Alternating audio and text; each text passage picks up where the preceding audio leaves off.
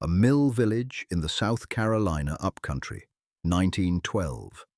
A company house, a woman's hands, and on the backs of them a rash gone red and scaled, stopping in a hard, clean line exactly where her sleeves end. In that state, in that year, more than 30,000 people carried the same marks. 4 in 10 of them would not survive it. The doctors said it was contagious. Neighbors stopped visiting.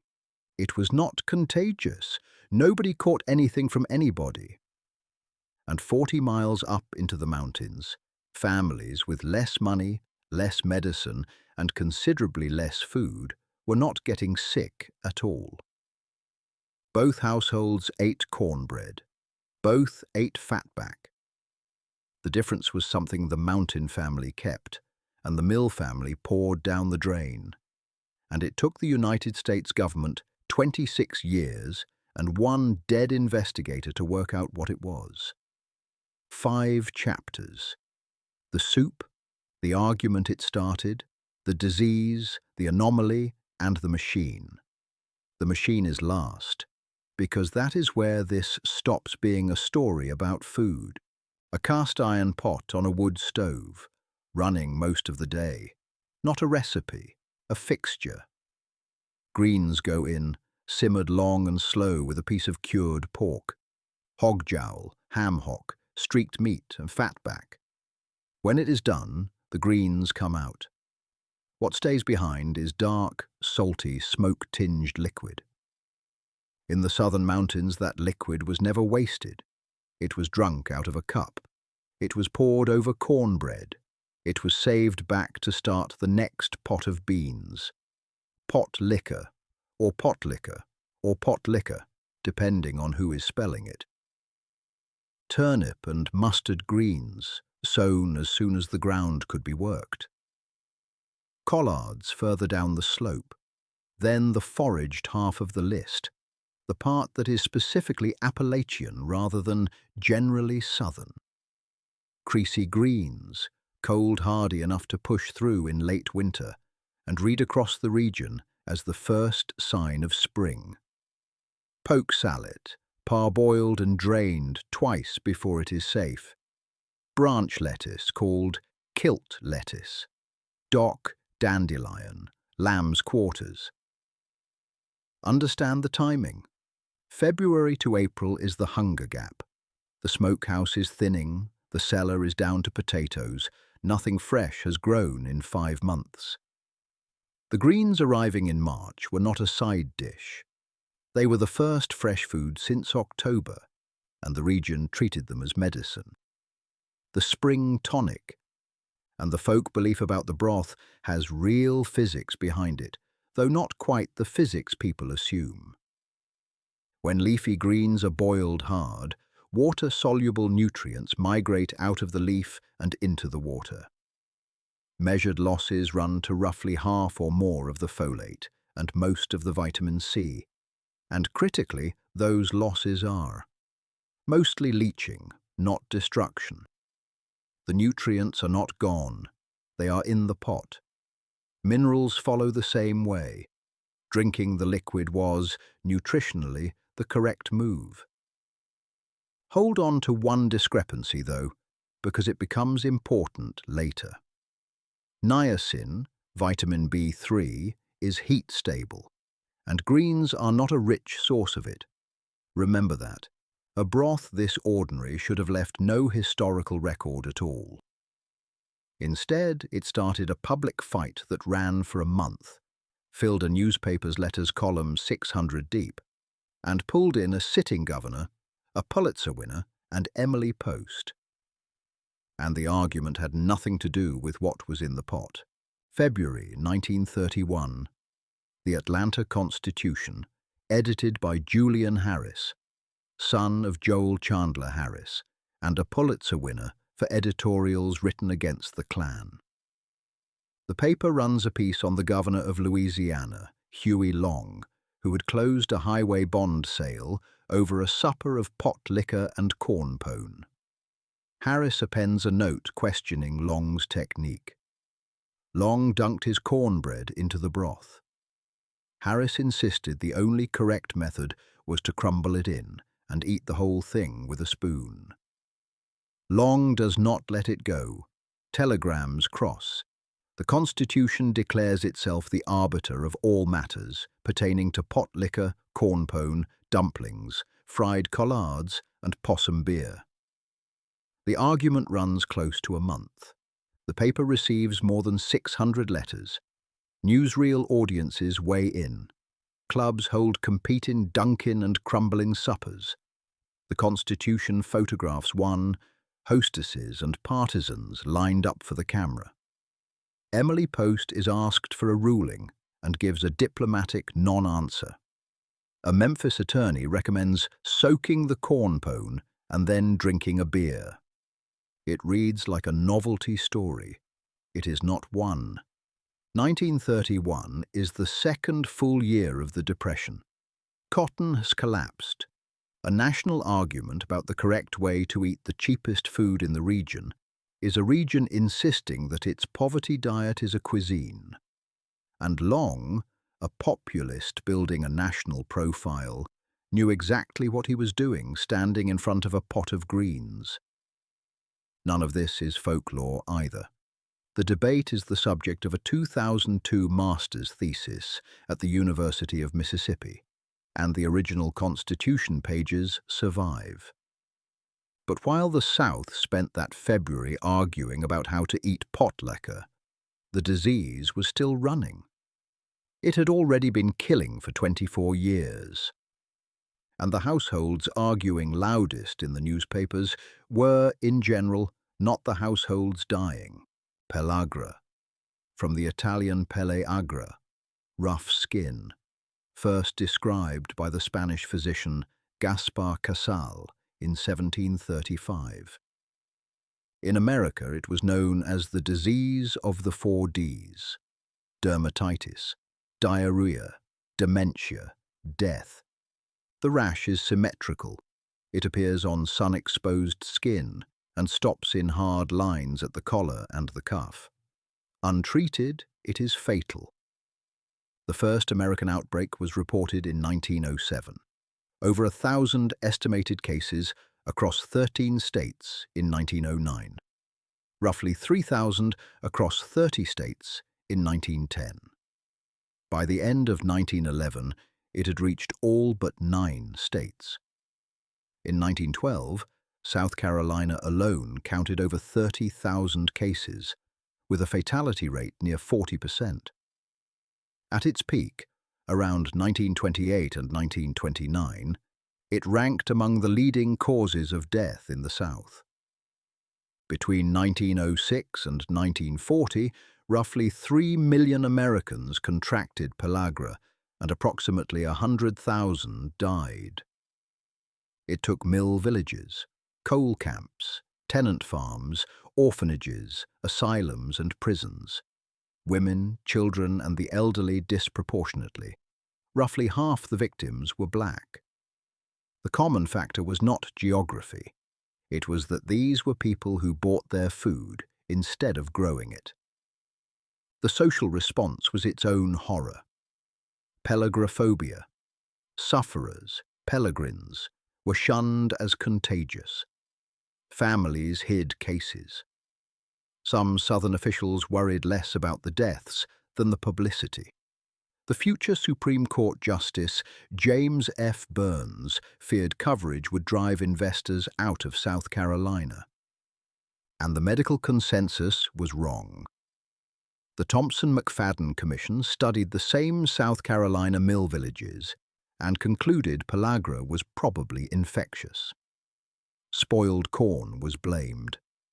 Germ theory was the answer everyone wanted, and germ theory did not fit. In 1914, Congress asked the Surgeon General to act, and the Public Health Service assigned Dr. Joseph Goldberger, born in Hungary in 1874. Goldberger noticed what the commission had missed.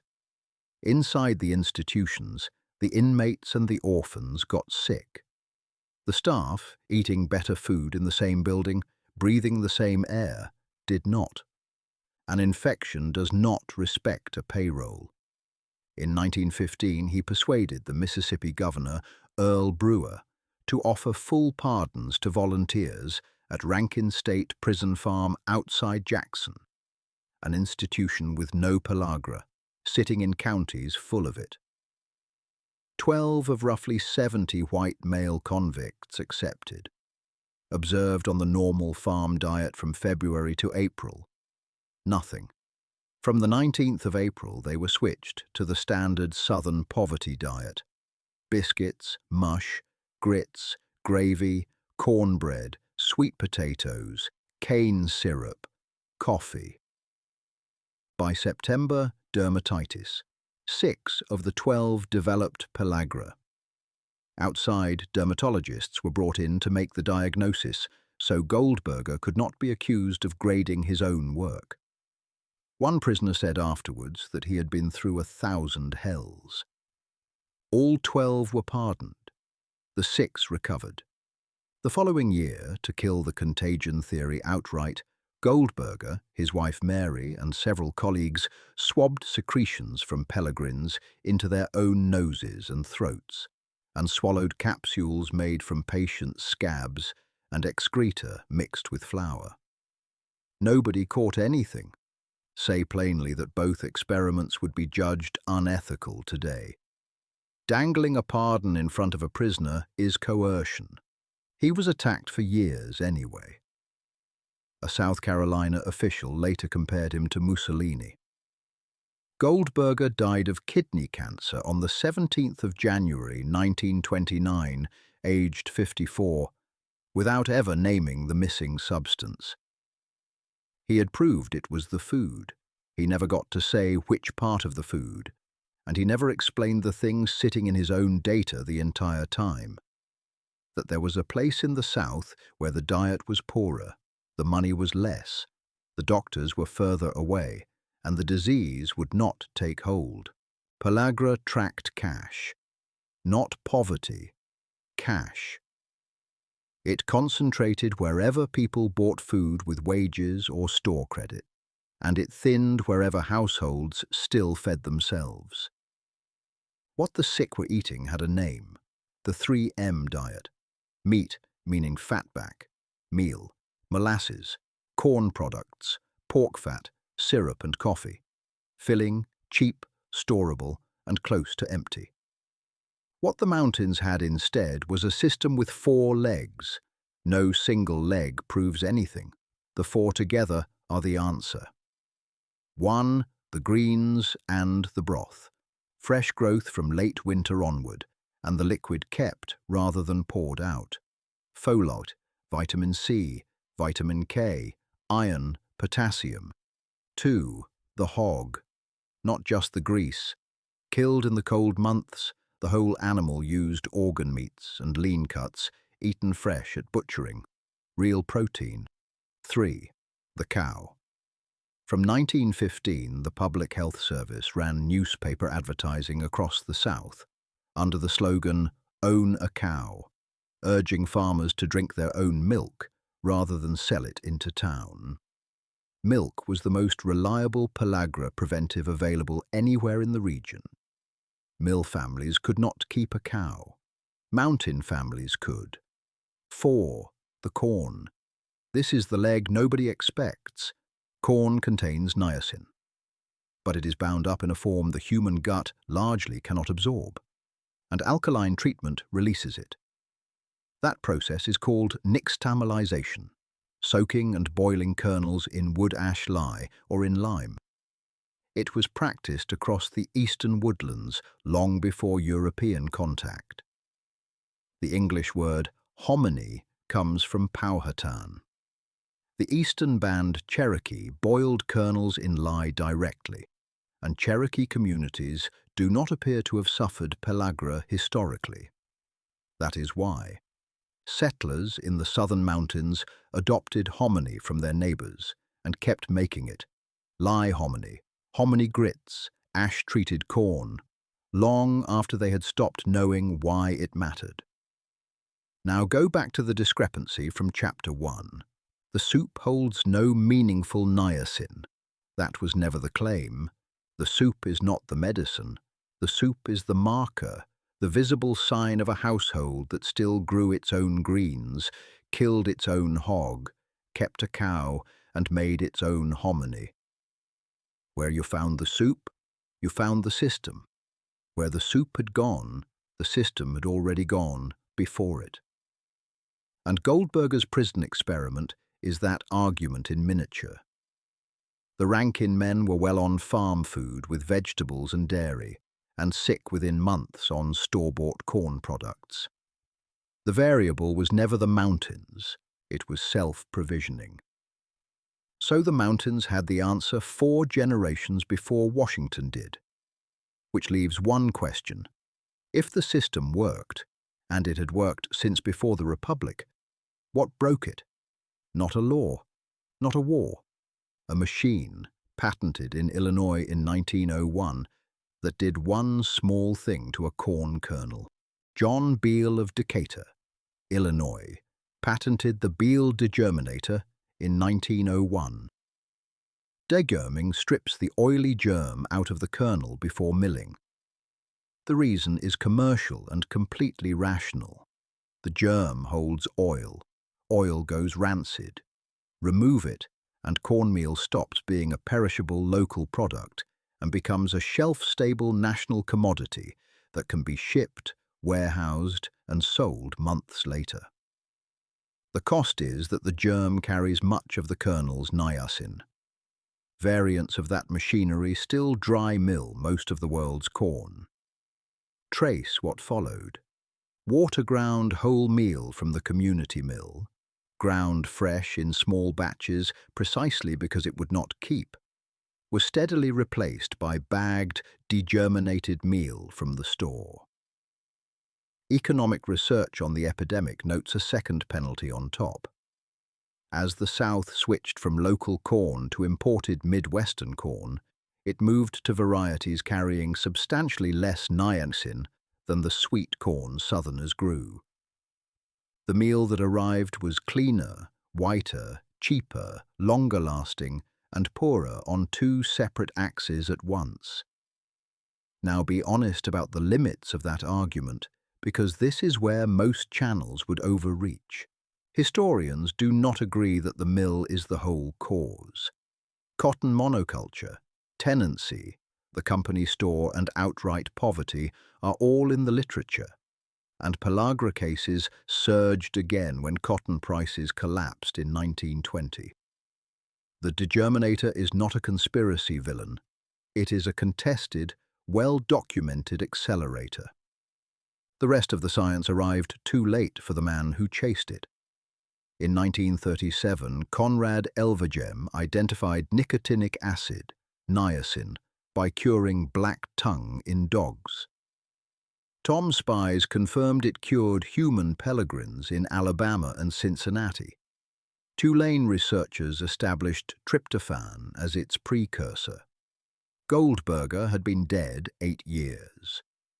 From the late 1930s into the 1940s, flour and cornmeal enrichment, niacin, thiamine, riboflavin, iron, was adopted and in many states mandated. Pellagra collapsed. By the end of the 1940s, it was effectively gone from the United States, one of the great public health victories in American history. And here is where it lands. Pick up a bag of cornmeal in any supermarket and read the label. Degerminated cornmeal, niacin, reduced iron, thiamine mononitrate, riboflavin, folic acid. That is not a health claim. That is a receipt. Industry now pays to add back, synthetically, the exact nutrient the machine takes out, because 100,000 Americans died proving that it had to. The mountains did the same job for free, with a pot of greens, a hog, a cow, and a sack of home-ground corn. Nobody hid any of this from you. There was simply never any money in reminding you. The soup was never the secret. It was the last thing standing after everything around it had been sold off. And it survived precisely because it was worthless. Nobody could package a liquid that people were being told to pour away. It is still in the pot. It is still free. And it is still the one part of that system almost anyone could rebuild tonight.